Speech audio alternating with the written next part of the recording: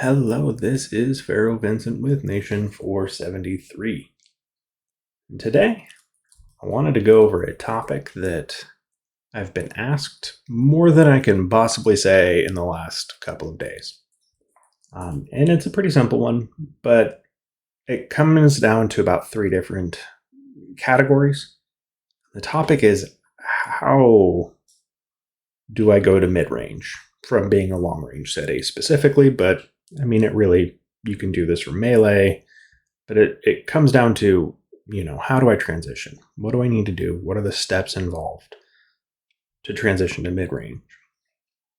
And the reason why I wanted to make this video is because it's something that I feel like needs to be understood in its entirety.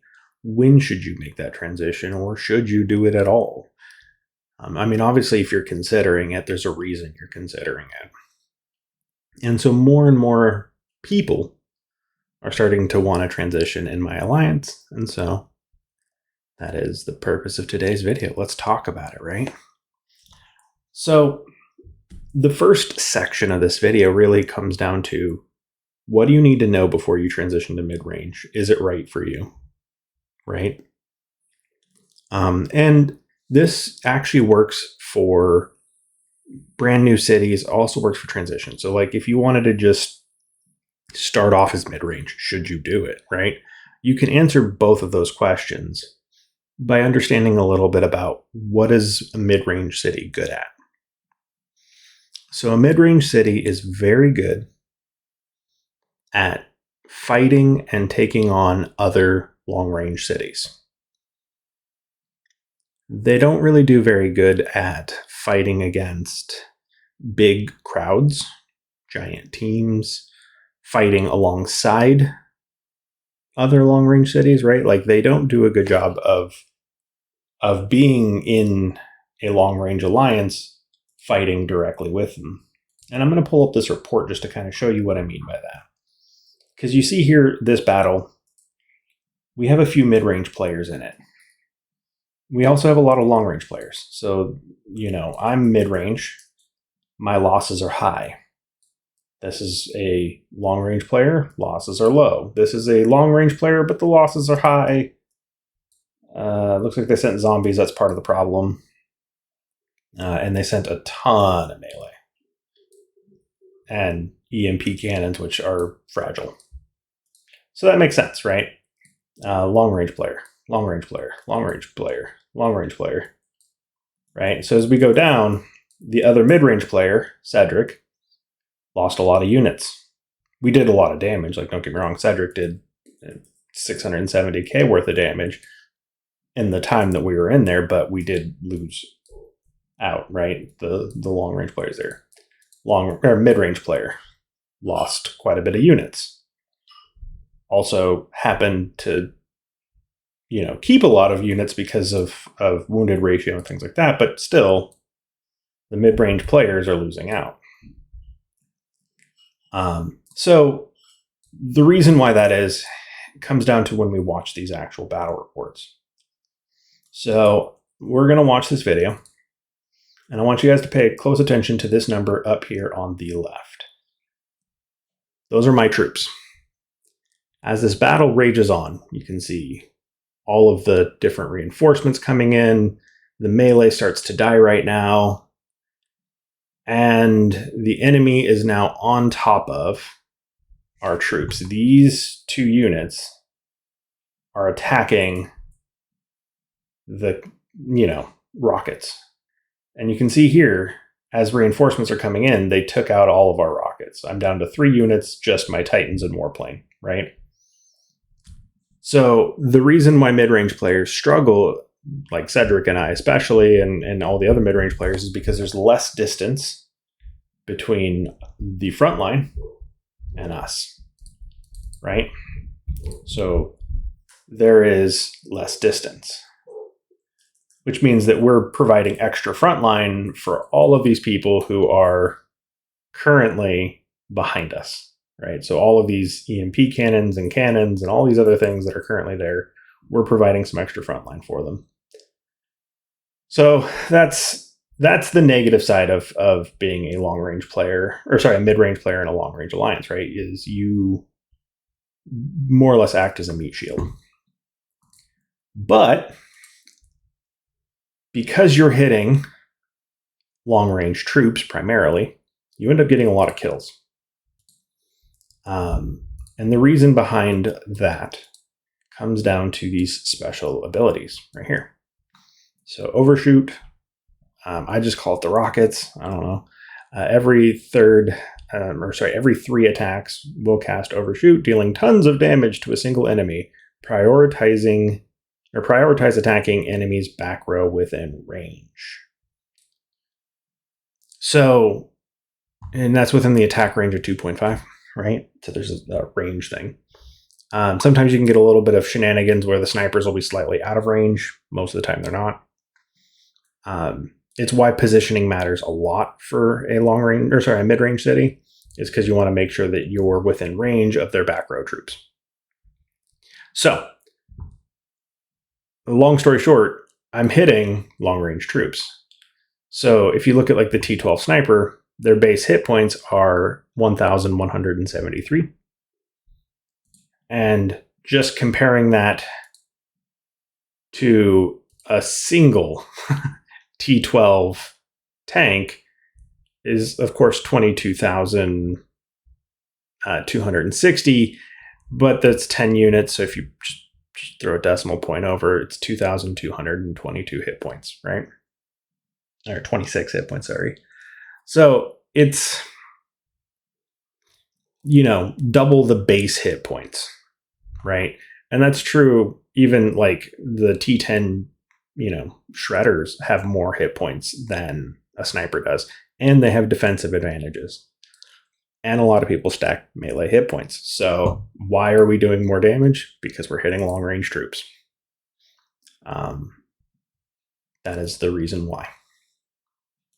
So it's something that I tell people, it's like catching lightning in a bottle, right? You will absolutely get a fair bit of kills in the time that you're in that battle. But you're also likely to lose a lot more troops. And this is why you're likely to lose a lot more troops. So that means you need to do things to prevent that. So all of that is important to make a decision. Do you want to constantly be recruiting units? Do you want to try to fight against that? Do you want to play solo mostly, right? That is an option. Do you want to avoid these big team skirmishes, or do you want to be part of the team and be protected by the team? All things to consider when making this choice, and I cannot make that choice for you. I've decided to go mid-range because I like to play solo, but I also like to play with the team. And so the way I've kind of bridged that is by getting a high wounded ratio. And so what wounded ratio does is really going to show you like the difference between Cedric and I on this fight, right? My wounded ratio is higher. So if you notice, I'm losing 81,000 troops permanently, and I'm keeping 82,000. So I'm a little bit over 50%, which is true, of my wounded ratio, which means I keep about half the troops that I would normally just lose outright. Cedric, on the other hand, we'll scroll down to him, lost 140,000 troops, and he got to keep 70,000. That means his wounded ratio is somewhere around, I don't know, like 40-ish percent, 30-ish percent, 35, 40, somewhere in there. So he's got a fairly low wounded ratio. He's got better stats everywhere else than me, right?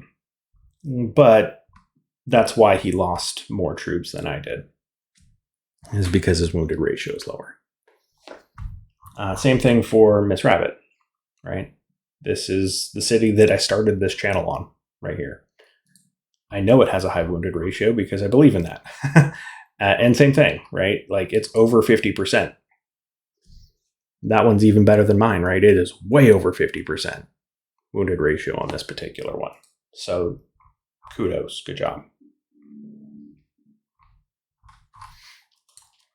that's something to consider, right? So if you're going to attack with a team, please increase your wounded ratio. Part 2 of this video, though. So you've made the decision to go mid-range despite the fact that you know all of the challenges you're going to face. Part 2 of this video is what do you need to transition? How do you need to get to this point? Like what is the minimum I would recommend before even considering making the transition? There's a few breakpoints in the game, troop-wise, that you would like to consider, or that you should consider. If you are below C26, actually we'll do this screen because it looks better. If you are below C26, it doesn't really matter. Like, you probably aren't far enough in the game for it to really affect you, right? You're not going to have as big of a transition, but really you're going to look at every single level where there are rockets as a good level to transition, but also every single level that have stormtroopers, because the stormtroopers are slightly better than the rockets when they're the higher tier unit. So like if you are a C-35, the C-35 Havoc Dominator is going to be better than the C-30 rockets. Just fundamentally, they work better. They're actually really good at killing, in fact. They're just slightly behind the rockets at T-12 even. So, I mean, they're really good. But same thing, like if you're a C-26 and you're using the Havoc Stormtroopers, they're a really good unit when everyone else in your nation is, C-26 to C-30. These things are going to destroy people. So just keep that in mind. Your strongest levels are going to be your Havoc Dominator, your Stormtrooper levels, for lack of a better phrase. The rockets are a close second. But I will say, if you're a tier or two behind, so in this case, if you're using T10 rockets against T11, actually that's not T10. If you're using the T10 rockets against like the T11 troops, you're going to struggle a bit. That's true of pretty much anything except for the T11 stormtroopers. They can make up that tier difference. But even, up until you get your T12 rockets, you're going to struggle if you're going a tier up. So just keep that in mind. You're going to need to have a little bit more stats. So, all right, we know your breakpoints, right? We know that stormtroopers are better than rockets, but really you can use either. I will say rockets are way cheaper to equip and to do. So like during Void, use your rockets. I just happen to have T12. So cheers.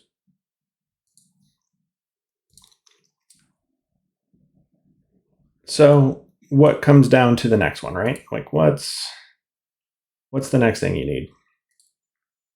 The next thing you need is a skill, and specifically these skills. Obviously, I already have mine equipped, but you can see for long range, I've actually still got the setup. I do highly, highly, highly, highly, highly recommend you have 6 mid-range attack skills. If you have 6 mid-range attack skills, that's a good starting point to make your transition. It's also advisable to have all 6 of your mid-range experts, but if you only have, let's say, 3 to 5, it's okay to transition a little early, right? The expert doesn't give you nearly as much as the actual attack value does. When you look at it from like how much you're getting, and I know this isn't level 20 yet, but it's half value approximately. So that's why the mid-range experts, they're not bad, but you can do better. It's okay to be a little bit below, but don't skimp out too much. Again, 6 and 6, best case scenario. So shoot for that. So once you have your mid-range experts and you have a tier in which you are confident that the troops are going to be enough to carry you in like the uranium mines, be enough to continuously allow you to grow and to take on the targets that you were previously fighting, right? Because if you're like a C-34 mid-range city transitioning at C-34 long-range city transitioning to a C-34 mid-range city, you're going to take a hit in power. Those rockets are not going to carry you as much as if you got up to C-35 as a C-34 long-range city, get up to C-35, get the Havoc Dominators, and then you're barely going to notice any kind of power drop, even with the loss of skill books. So, what we need to do next is recruit your troop of choice. How many? It's not as many as a long-range city. So when it comes to fleets, when it comes to how many troops you use, you're going to want to have a bit more melee troops in a long-range setup, a mid-range setup than a long-range setup. So what I generally would recommend, and again, levels matter, you want to have about a third of your fleet as melee troops. I would say as a minimum, personally. I mean, I know some people go with less. I have never lost to somebody with less than 100,000 troops in their front row. Like, I just don't lose to people who are less than 100K. I haven't in a very long time. My preferred fleet is a single, and I know this is going to sound weird, but a single axe infantry. I'm currently using 24,000 T11 tanks, which is 120K units. If you look, my fleet size is 330,000. So 120K is a little bit over a third, not by much. From there, you need some long range. And this is where people get a little controversial with me, but and I know some mid-range players don't do this at all, but there's a reason. You want to get a little bit of long range because the long range that you have will keep your Titans alive longer, right? So I generally go with this lovely setup. It's about 2K of each individual unit type. The number doesn't matter so much as what is it doing in combat. So this is where you get to play with it. I find 2K works for me. You might need 2,500. You might need 1,500. Just depends. I'll show you a battle report soon to help you gauge what that would be for you. And then this is what you need to know. How many troops do you have left? In my case, it is 207,177. So you want to get as close to that number as humanly possible with your troop of choice or the alternate tier. So in this case, if I, let's say, only had 150K rockets, it's okay to supplement another 50,000 T11 Havoc Dominators because that is the tier right below mine.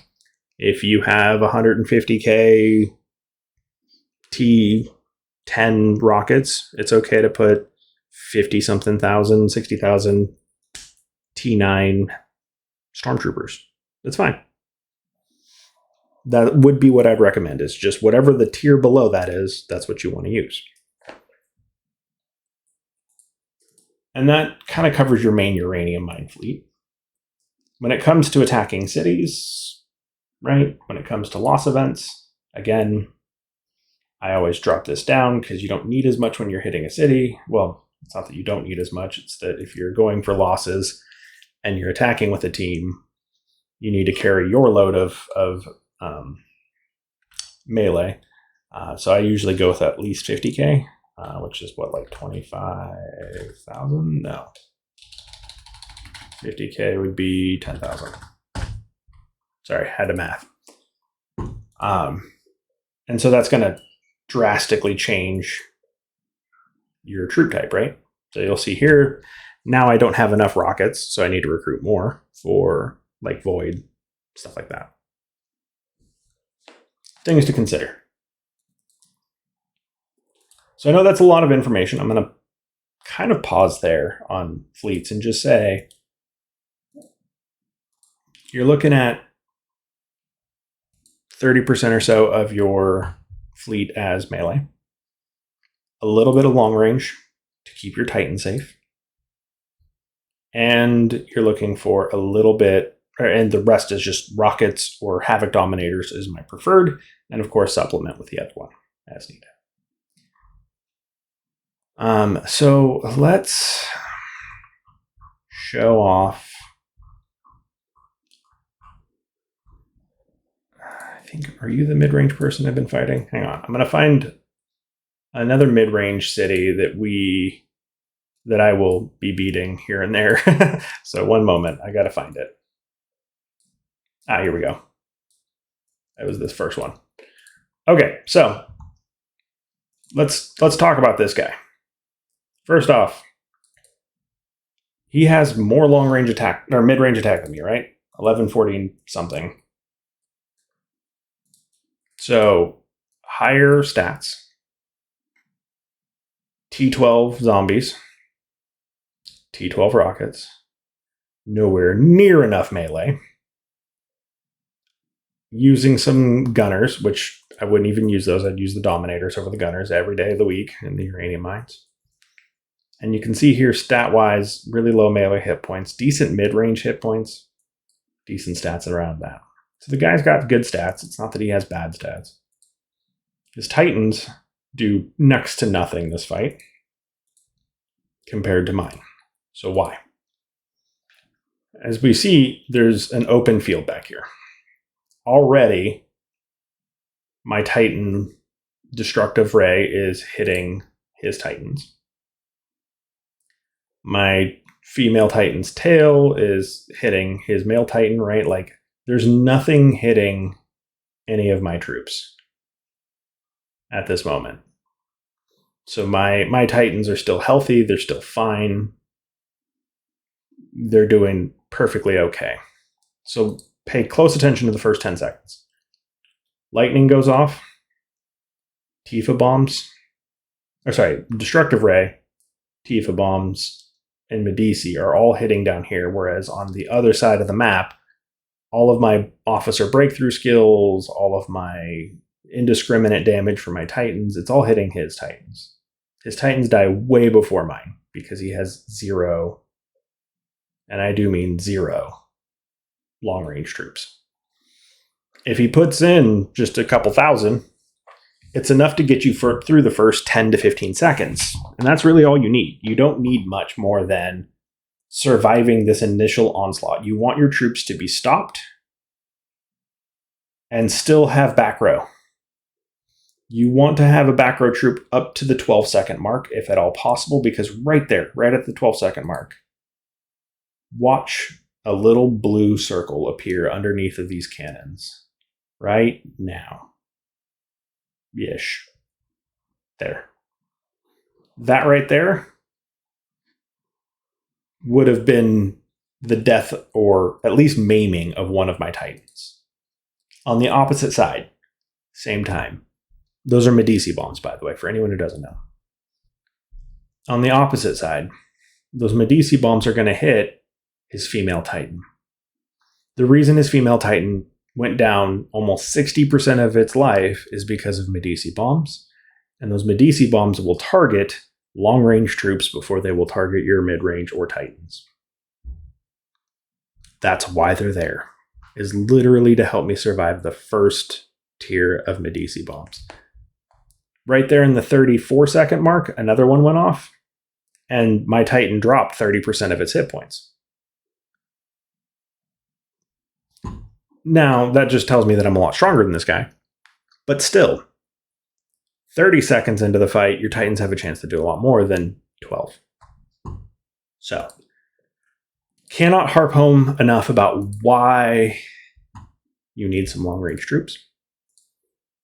And that helps you to understand your fleet. So, you're looking for around 150 to 200,000, depending on your fleet size, of your troop of choice that you need to be able to recruit, preferably before you transition. There's an awkward stage where you get used to it. There's an awkward stage where if you don't quite have the troop composition exactly right, you're still kind of dealing with it. And I mean, there's an awkward stage for me right now where like I still have 680,000 long range troops that I really don't need. But I keep them around because they're nice to have sometimes. Honestly, they're okay. So now we know what we need to do. We know we need 6 mid-range attacks, 6 mid-range expert.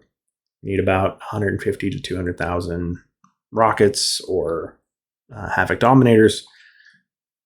We know we need those. We know we need some long-range troops for our fleet in general, which shouldn't be too hard, right? We already have those from being a long-range city. And so the last thing that we're going to need to do at this point is just understand the things that we may or may not be as strong at going forward, right? You're going to start to struggle with Medici Underground. If you're using a mid-range setup, it's not as good as a long-range setup.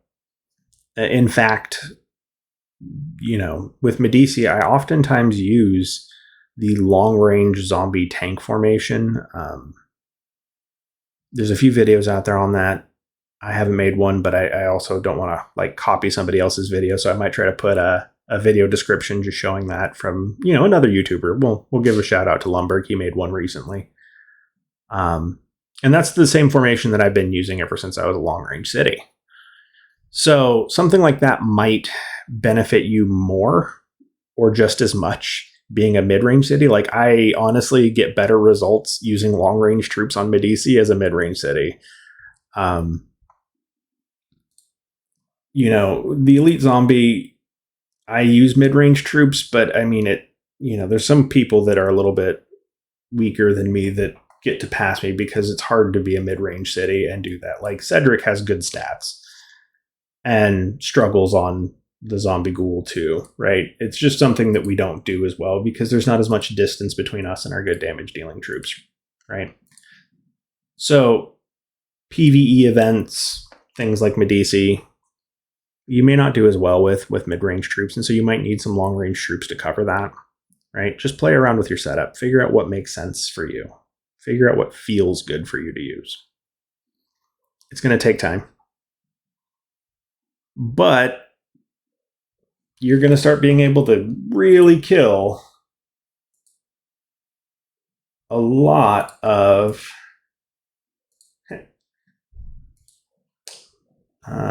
start being able to really kill a lot of troops in these big fights. Or like anytime you join on an attack against, that's not a good example. Also not a good example. There we go. Or anytime you join on an attack against like a farm and you're purging, right? Oftentimes, although this time it wasn't the case, but oftentimes you're going to find that the mid-range players get most of the kills, right? We're kill stealing people. We tend to take our fair share of the kills. So it just depends. You'll learn. You'll grow. You'll have fun. Personally, I love mid-range. And I hope you do too. So, as always, if you can think of anything I missed, please let me know down in the comments below. I appreciate your guys' patronage. Please like and subscribe. It really helps the channel out a lot. And I'll see you on the next one.